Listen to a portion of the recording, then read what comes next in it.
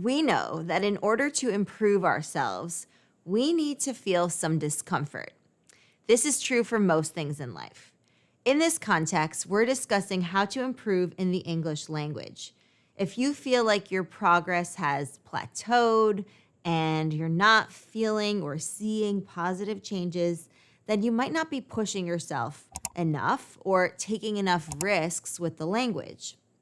In this lesson, I'm sharing some clues that you might not be trying hard enough in English and what to do about it so that you can actually push yourself and grow. So let's get into it.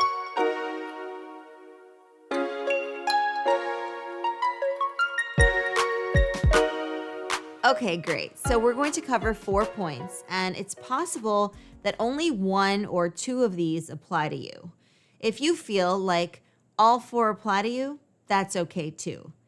These are the clues to be aware of so that you can address them as soon as possible without them turning into blockers in development. All right, so for the first one, you don't make any mistakes. That's clue number 1.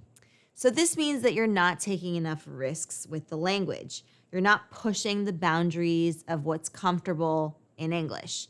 It also could mean that you're not testing out new vocabulary or phrases.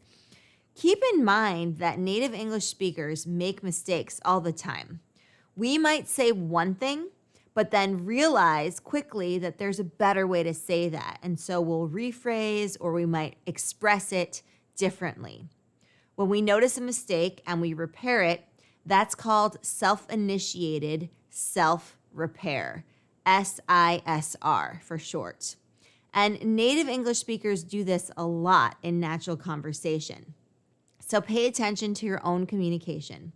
If there's no self-initiated self-repair when you speak, you might want to go beyond your comfort zone and push yourself a little bit so that you can start making mistakes. Making mistakes and then correcting yourself is a good benchmark for this. Making mistakes and then asking for feedback on your language use is also a good benchmark for this. All right, clue number 2. You don't feel like an imposter. This means that you don't experience imposter syndrome when speaking in English. Typically, whenever we feel like we're punching above our weight class, meaning we're performing outside of our comfort zones, we feel a little bit like an imposter. This is true also when we're in a new role or a new job or pushing ourselves beyond our limits, and it feels uncomfortable. So if you feel like an imposter, that's actually a good thing. Even though there is discomfort that goes along with it, it really means that we're taking risks and we're challenging ourselves and ultimately growing. Remember that when we challenge ourselves, we grow and develop. So the same concept applies in other areas of life.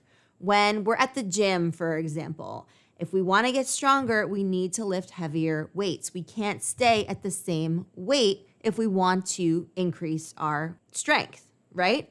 So it's the same concept here with language and communication skills. We need to feel that discomfort to grow. Clue number 3, you feel like you know enough.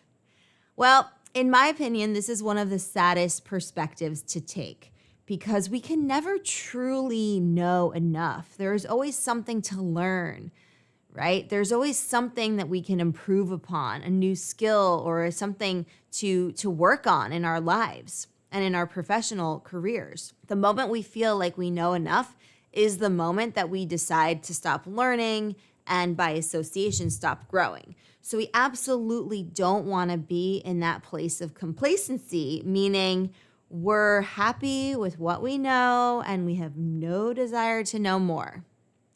The minute we stop learning, we stop growing. So keep that in mind. So be sure to keep on learning. Learn new words, learn new phrases, learn more about the professional fields that you're in, learn more about how you can be better at your hobbies, at your side hustles. And what's great is that if you're learning something for work, let's say you're reading a professional development book, you can do this in English. So you accomplish 2 things here. You work on your language skills while also learning specific skills that you'll apply to your job. Be as strategic as you'd like with this, and most importantly, have fun with the process. Remember, we spend the most of the time on the journey, not at the destination. So be sure to have fun on the journey because that's where you're gonna be most of the time. Clue number 4, you always have confidence with speaking in English. So this one's really interesting because a lot of you might think that to be able to be fluent in English, you need to be confident all the time. And this is why a lot of people ask me how to improve their confidence in English. Well, I'll let you in on a little secret. If you are confident 100% of the time, you're not trying hard enough. You're not pushing yourself hard enough, and you're not giving yourself enough opportunities for growth and development. Remember, that happens in the place where we're beyond our comfort zone. So by nature, this is going to feel uncomfortable to us, but that's really the only way we can grow, if we push the boundaries of what's comfortable for us. And so while it's beneficial to feel confident most of the time so that we can perform our best and feel confident in those moments, the reality is feeling confident 100% of the time is counterproductive because what it's doing is it's preventing you from taking risks and challenging yourself. Because when you're taking risks and challenging yourself, you're probably not going to be feeling that confident, right? And if you think back to a time recently when you've taken that challenge, were you super confident? Probably not, right? But then in hindsight, you look back on that experience and you say, wow, I was nervous about it. I wasn't super confident about it, but I did it. I performed my best and I overcame that challenge. So this is why when you are in a situation where you're speaking English and you feel like you have some butterflies in your stomach, embrace that feeling. Use that nervous energy to boost your performance and propel you forward.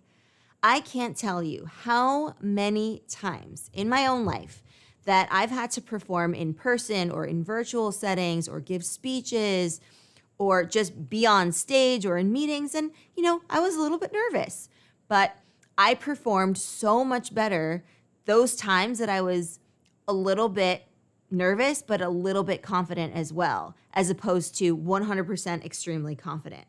So my point here is the nervous energy that you're feeling is actually a blessing in disguise because it's going to allow you to do even better. And actually being confident 100% of the time and being 100% confident doesn't always allow you to achieve your goals. So if you're aware of this, you'll start leveraging that feeling of nervousness mixed with a little bit of confidence to give you that boost you need to perform well. Because we still want to be a little bit confident to perform well, but also to be a little bit nervous because it tells us that we're stepping outside our comfort zone, and that's the good thing. So treat those feelings of nervousness as information. Don't let it scare you. Use it to guide you. If you're too confident, that means you're not pushing yourself beyond your limits. And if you're not confident at all, then you need to remind yourself that you can rise to the challenge. You have what it takes to achieve your goals. The best combination of feelings in a situation we're in, like when we're in the spotlight, for example, like when you're speaking in English, is when you're a little bit nervous, but also relatively confident, and you channel that nervous energy into performance energy. All right, so there you have it. These are 4 signs or clues that you might not be pushing yourself enough in English and what you can do about it. So in order to grow and make more improvements with our language and our communication skills, consider the following. Make mistakes, feel like an imposter, stay hungry for knowledge and always be learning, and have some confidence as well as some nervousness when communicating in English to perform your best. No one expects you to speak perfectly. Not even native English speakers speak perfectly. Focus instead on adding value, articulating your ideas, and sharing knowledge with others. Make it a point to communicate as best you can and as clearly as you can, and you're well on your way to continually growing. All right, advanced English learners, thank you so much for joining me for this lesson. I hope that you enjoyed it. If you did, give it a big thumbs up if you're watching here on YouTube. And if you're listening to our podcast, then I encourage you to share it with as many people as you can so that we can keep providing you with high quality lessons such as this one. Be sure to also tune into our native English speaker conversations as well.